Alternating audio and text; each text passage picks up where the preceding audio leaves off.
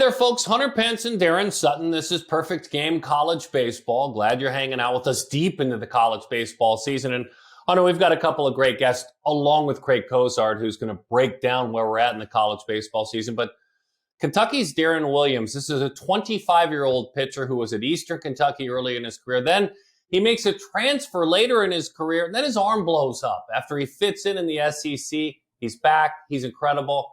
What a great get he was. I loved this conversation with Darren.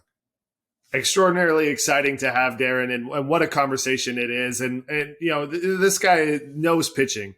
He gets outs. He gets out there, and Kentucky is out there showing that they belong. They're number one in the RPI. He's the head honcho on the mound for him, and he's looking for that opportunity to A, chase a College World Series dream and make history, and B, you know, believing and knowing that he can go play some professional ball. And I think he's earned an opportunity. The great story, great to fight back, and excited to talk to Darren.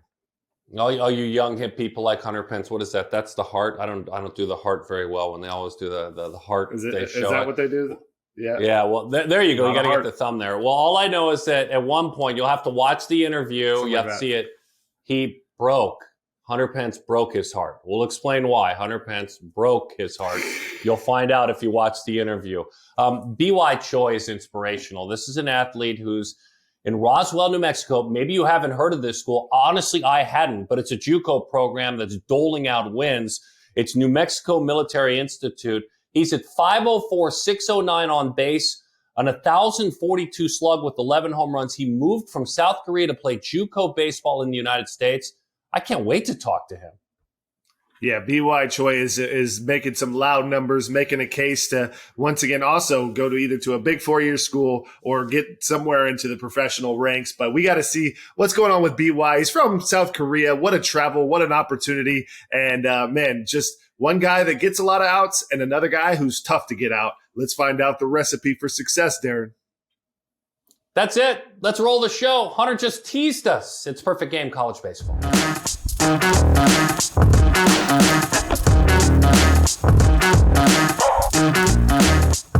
Excited about this conversation because there probably isn't a better story in college baseball this year than what Nick Mingione and his team has done at Kentucky. Number one in the RPI, and, you know, they're taking on all comers prior to number 2 strength of schedule. Then if you play in the SEC, you do take on all comers. It is the toughest conference in the land. And one of their key players, one of their key men on the mound, and a transfer who is ending his career at Kentucky, who comes in as Darren Williams, and Darren spends time with us now. Darren, thanks for hanging out with Hunter and I. We really appreciate it. No problem. Pumped up to be here, guys. So what led you to make the move? You had a career at Eastern Kentucky, and it was a good one. You earned your degree. You did all the things you're supposed to do. But you wanted to wrap it up with one more stop and wear blue and play for Coach Nick. Why?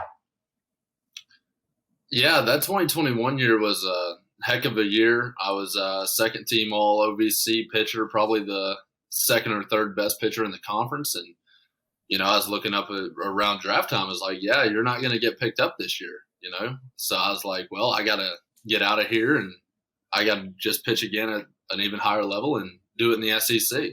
Do it in, like you said, the best conference in college baseball.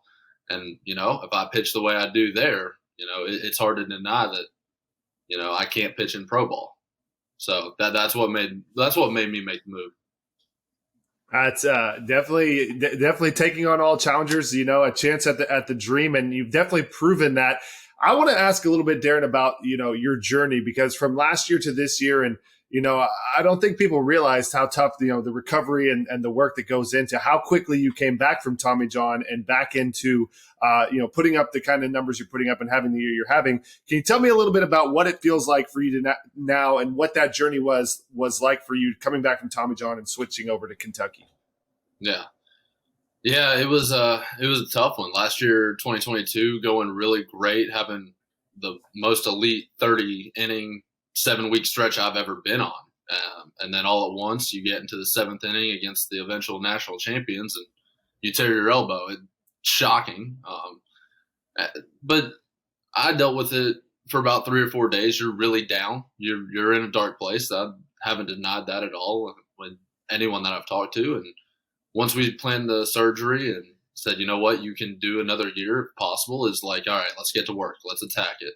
let's go straight on with it. So had the surgery done May 3rd last year, and really spent all of May, all of June, all of July here with our trainer, Josh Walker, getting right back into it, started throwing in July, and then just going full force as hard as I possibly could in rehab every single day, and drinking plenty of water, getting plenty of sleep every night, changing my diet up even more to, just do anything possible to just try to get back by opening day. Who knows if you'll be starting on opening day? Who knows if it'll just be one inning, but you got to be ready for opening day. So that was my goal. And it worked out to where I got cleared about 3 weeks before the season started, and pitched opening day for a few innings. And I was really proud of myself for that. But I was more happy for the people who had put so much work in it for me. And, all the trainers, the strength coaches, dietitians, coaches, players, everyone that had helped me along through that 9-10 month journey, because it was a rough one. It was a rough one not playing all last fall, not feeling as much of the team because I'm not out there, and that was really tough. So it was a hard journey, but I think it's made me a lot better. Definitely.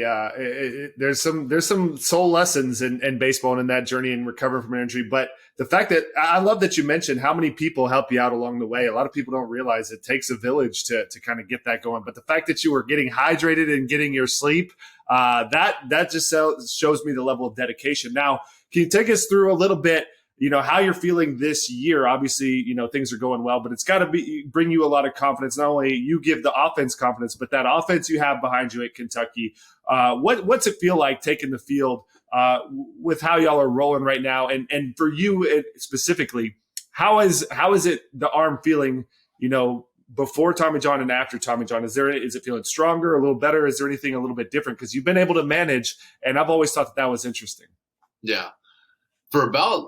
It's crazy because mid-December, I was probably 82, 84. And if you know anything about the Tommy John rehab, you're throwing literally 100-pitch fastball bullpens at around the 9 or 10 month mark. And I was like 88, 90 for 20 pitches, and then 82, 84, So you're kind of a little shocked there by that. When I'll go back to your point about our offense is insane.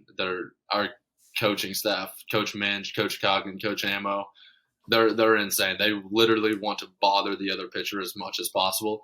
And it sucks when you're playing in the fall and in the preseason against them. I know my very first outing when I got cleared, like Coggan and Ammo were bunting on me, hitting runs, stealing like 2 bags, leaving early. Like, it's frustrating when you're on the mound because, your sole purpose is to get that guy out at home plate.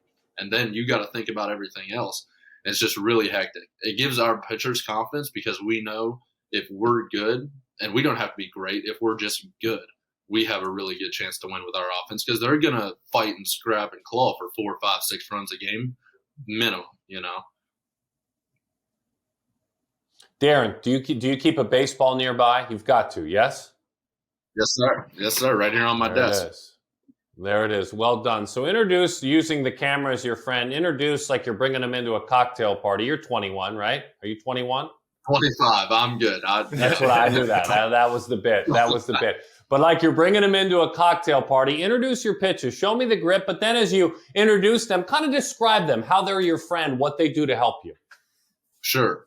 So as I've gotten older, these last few years, I've kind of been introducing one more a year. I always in high school had a huge loopy curveball, and then at EKU I developed a really sharp slider, and that's been my best pitch since then. And now that I've gotten to Kentucky, I've not only have just one fastball, I have my sinker and my 4-seam fastball that kind of has a little jump, not as much as Vasquez of the Astros or one of our guys last year, Tyler Guilfoyle, who's with the Astros now. Not as much vert, but enough vert to get swings and misses up in the zone. So I got 5 pitches. The first one's the 4. I'll just go the fastballs first. I go 4-seam fastball with my fingers right there on the seams, just kind of pulling down on the ball as much as possible. So I'll try to throw that one more straight over the top and just pull down on it to get that more backspin and try to get a little more life up at the top of the zone. And then I go the sinker, which is two seam pretty much, and I'm just putting a lot of pressure on that seam right there and throwing the ball as hard as I can or down zone and just making it jolt right there at the last second.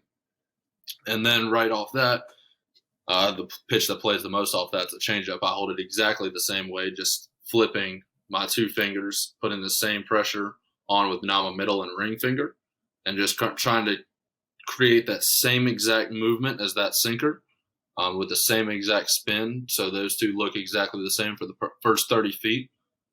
And then the breaking balls. I got my slider, my go-to pitch, pitch that's got me through college baseball, kind of, you could say. Where all I'm thinking is fastball right there until the very last second, and then just replacing my middle finger and my thumb. So I'll throw last second right there and flip with all my pressure on that middle finger right there, with my pointer finger just as a placement, holding it in place.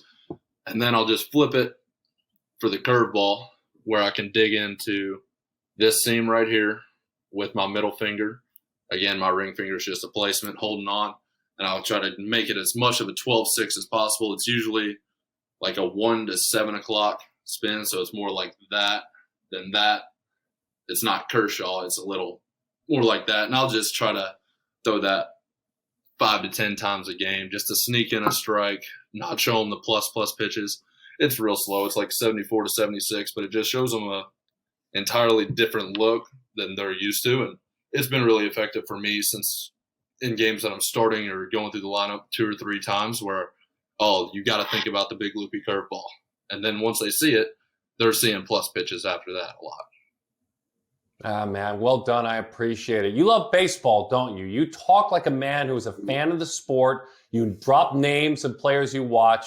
You do love. You're a fan of the game, aren't you? Huge. I mean, I've fallen in love with baseball since I was like 6 or 7 years old. Dad taking me to Reds games all the time, and just die-hard fan. I watch it all the time. If somebody's pitching, I think Luis Castillo is going tonight for the Mariners at 10 o'clock. Gonna play Dayton tonight, and then come home, sit on the couch, eat some food, and watch him dice up somebody. Absolutely amazing. And this brings me to one of the questions I like to ask a lot of players. And by the way, Darren, like that was one of the best descriptions of your pitching arsenal and to have the 5-pitch mix and all of the weapons. Really, really cool to hear, as a hitter, not knowing like the amount of seam pressure. That's super exciting because like obviously you talk the shapes and like I'm battling them from the batter's box my whole career. Like right. I know the different shapes and like mixing the speeds of like even like your nasty slider. Some of the guys like the Castillos, they'll throw you like one slider early in the count and then the same pitch would just put a little more ump on it and now it's like a whole new pitch. Who is your favorite pitcher to watch and who's your favorite batter to watch if you do study hitters as well? Sure. It's been crazy. When you get to college baseball, you're so like into playing baseball. So I play from February to May and then go play summer ball. And then, so I don't get to watch as much baseball as I used to. So, but when growing up, diehard Reds fan, I loved watching guys like Mike Leake and Bronson Arroyo. And Hunter, you faced both of them. So you know that they aren't the power pitchers. They're like me. They're throwing 88 to 92, and they throw so much different stuff at you. They're actual pitchers. I love guys like that. I love seeing it. But then again, I love watching Kershaw because Kershaw's the pitcher of our generation, and he does exactly what I do. He's not throwing 97 anymore. He's flipping in that Kershaw famous curveball, which is unreal to watch. I love seeing that. But now he's got a slider. He's got a cutter. Change-ups plus. Like, I love that. And Luis Castillo is probably my favorite one to watch right now just because the Reds let him get away. I loved going to games. I would always try to make it one time a summer to go watch him pitch. Just he's got the power sinker, the power stuff, and he really competes out there, man. Like, it doesn't matter if there's 10,000 people in the stands and the Reds are in last place. Like, he was always going balls to the wall, and I love that. Watching him play and, rooting for him big time now in Seattle. Yeah, Castillo is definitely, top of the top. And here comes 97, 98 with that. The changeup is the X factor. Now, I love that you brought up Leak and Arroyo because, you do. I feel like watching a little bit of your outing against Missouri this weekend, the 3/4 arm slide. I'm not sure if you mix and match angles, but Arroyo would do that. He'd be up here. He'd be down here. He'd be down here. Mike Leak, as much as like you say, he didn't have velo. He didn't have velo on purpose because he was moving the ball like 3 feet. It was jiving in like it was this ultra turbo sinker. And I got to play with him in San Francisco, one of the hardest working guys as well. And like you said, the manipulation of the seams, knowing all of that, it was fun to battle Mike Leak. I'm pretty sure he played shortstop at Arizona State or something, didn't he? Yeah. No, he could hit. He could rake. He was an athlete. He was – and when he went home, he was just working on his house. He was a builder. So beautiful stuff. Now, Darren, here's another one. Let's get to know you a little bit more because it's fun talking pitching with you. Sure. But I hear you're into the coffee game. What are you sipping on this morning? What's your go-to? How do you make it? I see you got your coffee mug. Straight Dunkin' out of the Keurig right now. Dunkin' out of the Keurig. Okay. Yeah, I love my Dunkin' Donuts. Got to go with it, man. All right, fair enough. There's no way I'm letting. I'm not going to let that be the end of it. Hunter will make sure you get some pineapple labs. You, Darren, as we started rolling this, Hunter said, "I got some questions for you." You said, "Hunter, I got some questions for you." So if you're going to bring that game now that the red light is on, what questions do you have for Hunter Pence? We got to talk about 2012, Hunter. What are we doing going into Cincy winning them 3 games? Because that was probably the most crushing 3 games I've ever watched, man. And you just had to do it to us. You couldn't let us get one playoff series victory. I haven't seen it yet. I mean, would you like? This is your dream is to be a big leaguer, Darren. Would you? You don't get that many opportunities. To get to the big leagues. I would live every single day was a dream come true, my friend. Yeah. When you play with love, you find yourself in great places. That was always my motto. Like I don't care where I'm at. Like you said with Castillo. Like I don't care if I'm in Mexico, Korea, wherever. I'm here to win this game, and I'm in love with it. So it was really just a group of guys that we were just like, you know what?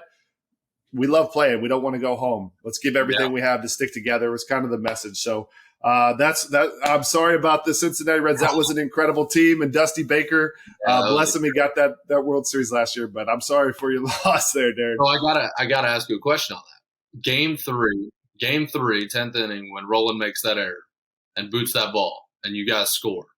This is Game 3. Y'all are down 2-0. Did you know, like, you got them right then and there?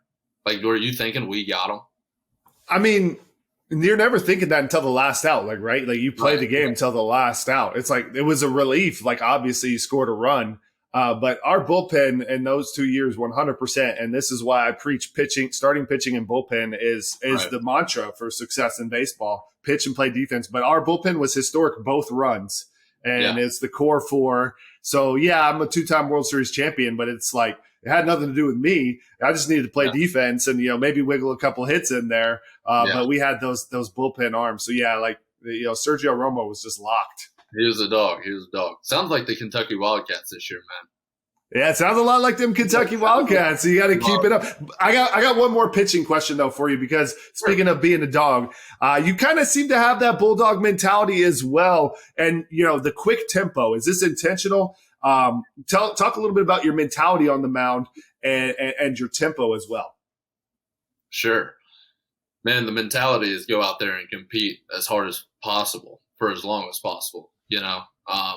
I've been in situations where I've had to pitch in freezing cold weather and it sucks and nobody wants to be there. And I've had to do that so many times that it's all it is being a dog and going right at hitters. Like you just got to pump strikes in there and find a way to get out of it. Right. Now, like it's warm outside, you're facing the best hitters in the country. Are you going to be scared of the best hitters in the country? Or are you just going to go right at them? It doesn't matter who they are. Right. We say it all the time. You got to be a dog if you want to pitch in this conference, if you want to win in this conference. And we got a lot of dogs on this staff. I firmly believe that. These dudes ain't scared. We're going right at hitters, man. And the quick pace is something that I've kind of always been through. But now at KPP, we got our little video boards like right behind first and third base. And the pitch clock is on there. So like the first few times I pitched this at home this year, I didn't notice that. And like before the Mississippi State series, I looked up and saw we got the pitch clock there. So I'll be going quick. And a couple of times, batter hadn't even been in the box yet. I'm throwing the pitch, get me a strike as quick as possible. And then I'll just hold the ball, stare up at that 20-second clock, gets down to about 4, and then start going. So it's a mental thing, you hit in the big leagues. It's all about timing. You have to disrupt that timing. It doesn't matter if you're throwing 97, 98 fastballs or 88 to 92. If you can disrupt timing and do different things, then they can't hit the ball square and they're not going to beat you. So just being a dog, I think, is a mixture of going right at guys, not walking dudes, not letting them get anything for free, and just mixing it up and playing the game like it's supposed to be played. Great answer. 7 walks this year, by the way. That's all. You've been incredible. And as we wrap, just a quick reminder. Pitchers with great hair that wear specs that are named Darren will go a long way in life. So I just wanted to let you know that. Amen. Well, man. Amen. Someday it may be this color, but God bless you, my friend. Have a great rest of your season. I love listening to you guys talk. When we come back, we have a unique conversation. His name is B.Y. Choi. He's come from South Korea to the United States to play junior college baseball, and his numbers are a joke. It's an incredible conversation. Can't wait to see how Hunter and he break down the art of hitting. This is Perfect Game College Baseball on Perfect Game TV.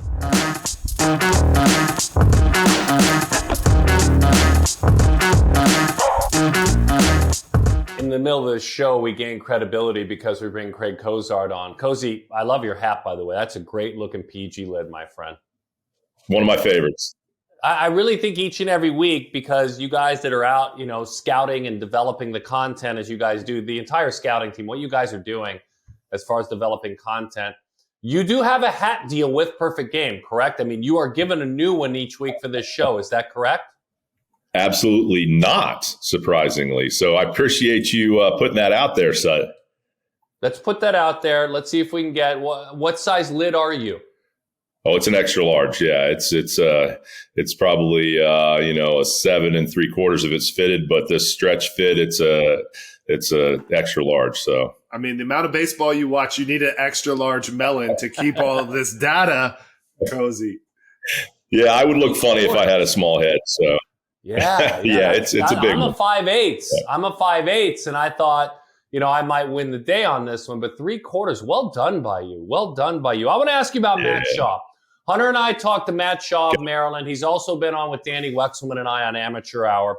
And my takeaway from Matt Shaw over the last 10 months in talking to him was he's incredibly mature. He's incredibly ready. He's incredibly focused. Things like diet and rest and getting away from the ballpark with his significant other. He loves spending time clearing his head. There were so many things about him, having not watched him play a lot, until this year, that resonated with someone who cares about the game. Now he's the player of the week. Why don't you explain from a scout's perspective who he is from Maryland? Well, it's no surprise that during Matt Shaw's time there, you've seen a resurgence for Maryland baseball. He's the kind of guy that you build a program around because of the things you just said. He's a cornerstone. He's a worker. He shows up. And him getting hot and going to Iowa, first conference series of the year for them, it was huge for Maryland to win 2 out of 3 because you look at Iowa and Maryland, you pretty much assume that in the Big Ten, those two are going to be playing for the regular season championship. So Matt, just a special player, tremendous athlete, an explosive type of guy. We describe him as twitchy, and the power is off the charts. He was 8 for 15 last week. He had 2 home runs and 10 RBIs, and reported, they have TrackMan, but we're finding out that he hit a home run that ended up going 504 feet, which is otherworldly. So, putting together a special year, 349 with 10 home runs, 30 RBIs, and, oh, by the way, adds in 10 stolen bases. So there's really nothing this guy can't do. He's pretty close to a 5-tool player, and Maryland is, definitely benefiting from having him in the program lately. That is exciting. It's wonderful to hear. But 504 feet, and this is like recorded on the TrackMan or whatever. Right. That's unbelievable, Craig. All right, so I know Darren wanted to talk players of the week, so I'll leave that to him. I want to hit you up with a couple of the big matchups. Tell me a little bit about this Virginia Tech and Virginia series that Virginia Tech took 2 out of 3. What went on? What did you see? And what does this mean in the scope of things? Yeah, the Hokies, we had them preseason ranked 15. So there was high expectations for what John Sheff and his crew were going to do this year. But you know what? A team that we're going to talk about later kind of came in there and put them on their heels a little bit in Boston College when they beat them 2 out of 3 opening weekend in ACC play. Then the Hokies go down to Miami, catch them when they're hot, they get swept. And all of a sudden, not only unranked, but they're kind of forgotten on the national landscape. But you know what? Huge in-state rivalry between them and Virginia last weekend. Virginia, a team that hadn't had any hiccups thus far, and Virginia Tech wins 2 out of 3. And so all of a sudden, you look at them, and they're 17-10 overall, 4-8 in the league. But they played a pretty difficult conference schedule thus far with Boston College, Miami, as well as Virginia all out of the way. They've got a chance to make a run down the stretch, but it really comes down to Drew Hackenberg getting back on course. Drew Hackenberg was, an all-ACC player last year, preseason All-American for us this year, and he's 1-4 with a 6.51, and that's well below what he is. He's a stud. He's a workhorse, and he should be the Friday night guy that sets the tone for them. And they're carrying a 6 ERA as a team right now, so that's been their real bugaboo, is just not being able to pitch like they typically have been in the last couple of years. That being said, they're hitting .311 as a team with 57 home runs, and they're fielding .986. So they're hitting the ball very well, scoring plenty of runs, playing great defense. They just got to pitch at a higher level. Yeah, it's going to be tough to do much with a 6 ERA as a team. So hopefully they can tighten that up and get back on track. Now, we see a lot of teams, and there's roller coasters. They're hot, they're cold, they're up, they're down. Obviously, Virginia's, that was their first series loss, but you mentioned Boston College. We talked about it a little bit before. They just keep being awesome. They just keep being winning series, great week. They're legit. And let's just, is it the whole package? Like, is Boston College, like, what's the anchor of this squad here? Yeah, let's dive into them a little bit. They are at an all-time high 7th-ranked team in our polls right now. I don't think they've ever been ranked higher than that historically. And let's give Mike Gambino credit. He is our midseason perfect game coach of the year, as we announced this morning on our website.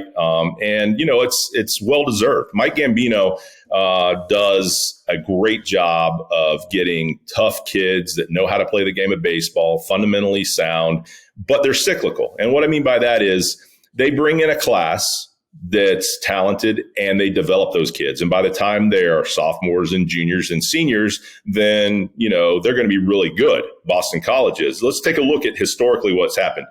2018, they won 17 games total. Okay. 2021, 21 wins. Last year, they only won 19 games, and they've already surpassed that this year. They're 20-6 right now, the fastest that they've ever reached the 20-win mark in history. And for the first time in program history as well, have won 4 consecutive ACC series to start ACC play. So, Mike Gambino understands how to do what he's doing at Boston College. He's tremendous for that area. And they just play fundamentally sound baseball.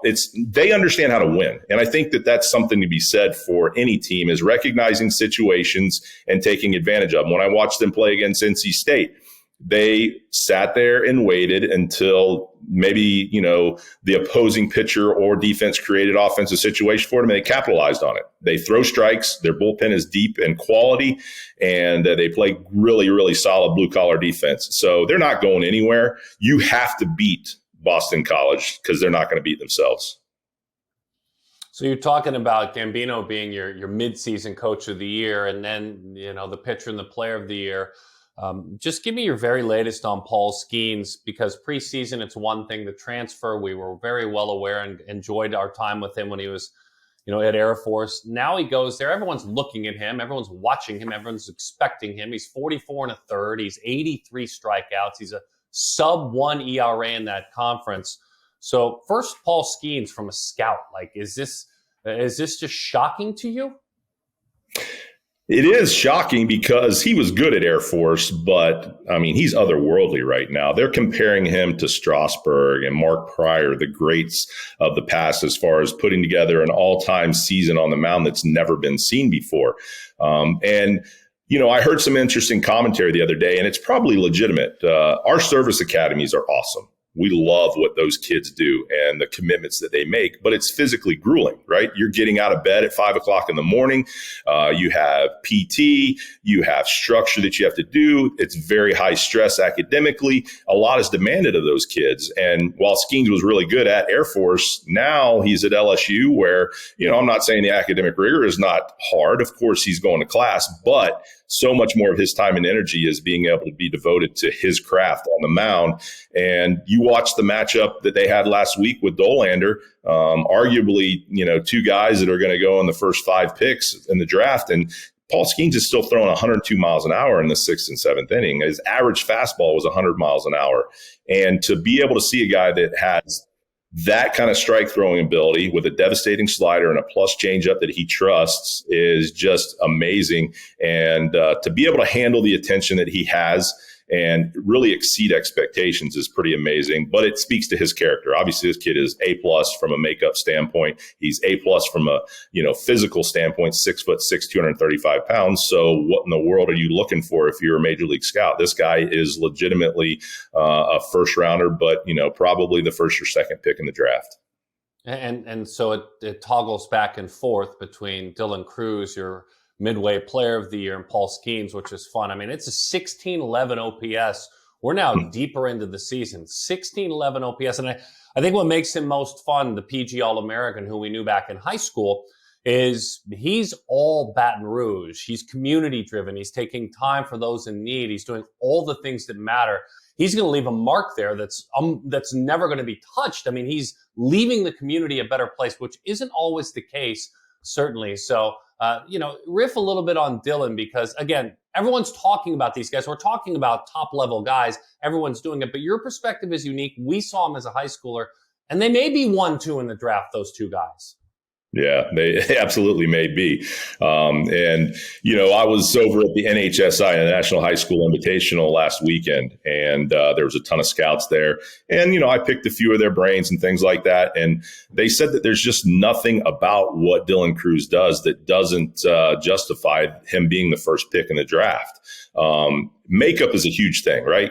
Character is a huge thing. If organizations are going to invest $8, $9, $10 million just in a signing bonus to somebody, you got to know that what you're getting is the complete product on and off the field, work ethic, and just character. And that's what Dylan Crews does. To go to Baton Rouge and to have that community really embrace him as a Floridian, and then to him to become a part of the fabric of what's going on there is pretty impressive. And it speaks just very highly to what LSU does as a program, what that community. Baseball is king there in Baton Rouge, no matter what anybody says. And I know the women's basketball team just won a national championship. But for as long as anybody can remember when Skip Bertman went there and started building that program, baseball has been king. Yeah, and those are two of the easiest guys to root for. We've had them on the show, Dylan Crews and Skenes. Man, it's going to be exciting to watch them go down the stretch. I want to jump back to, Vanderbilt because, they've just been incredible. Are they 9-0 in SEC play? Is that correct? Correct, yeah. Yeah. Tell me a little, it's Tim Corbin, it's Vanderbilt, but one of the hardest things, and obviously LSU is at the top, but one of the hardest things is to be, the team that's supposed to be good and to continue to be good. What's the balance like at Vanderbilt? Yeah, and let me canvas this by saying, we got questions as to why is LSU still our number 1 ranked team in the nation when they are 6-3 in the league, right? They're 24-4 overall. Well, we feel like they're the most talented team in the nation, first and foremost. But the SEC schedule thus far for LSU, the teams that they've played are 13-14 in the league. So those teams are almost playing 500 ball, right? And not to take anything away from Vanderbilt, this is not the point. But the point is that the teams that they have played are 3-24 in SEC play on the year. So if you look at the difference in the schedule that they've played, that's why we left LSU at number 1 when Vanderbilt is sitting here at 9-0, which is amazing. Okay. That's only the second time since 1994 that a team has started SEC play 9-0. Do you know who the other one was? Tennessee last year, right?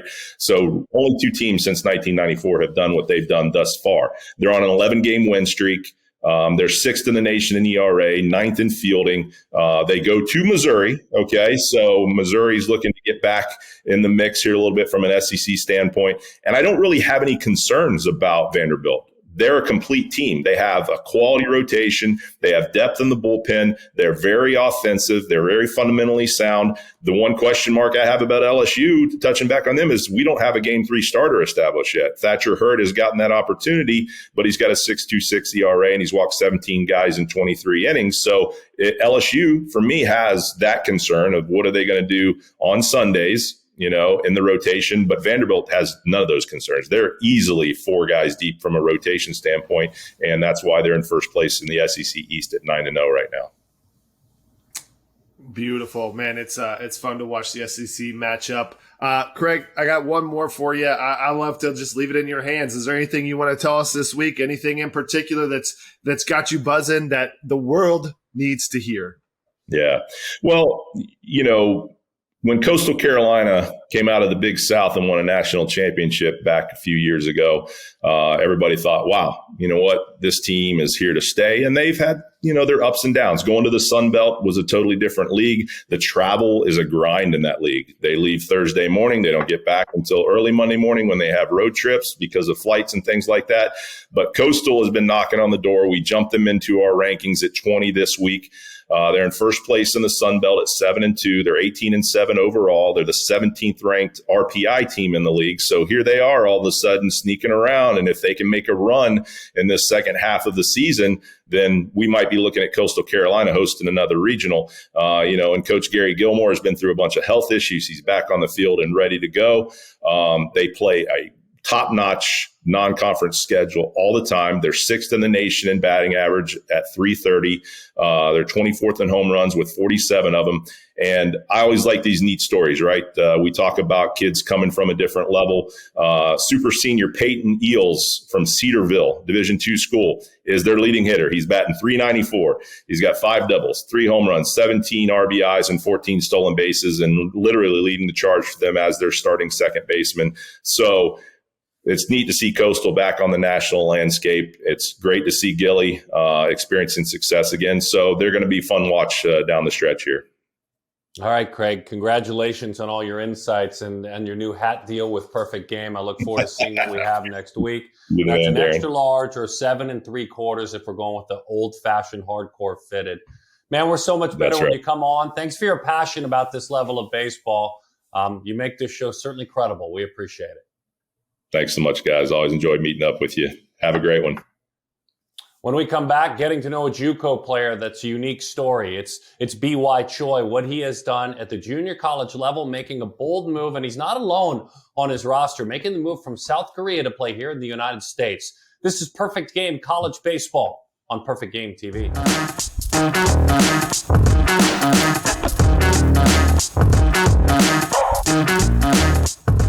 There's an incredible story in Roswell, New Mexico. First off, a very successful program, New Mexico Military Institute in Roswell at the JUCO level. And we're passionate about the JUCO level on this show, Hunter and I. Hunter played JUCO baseball.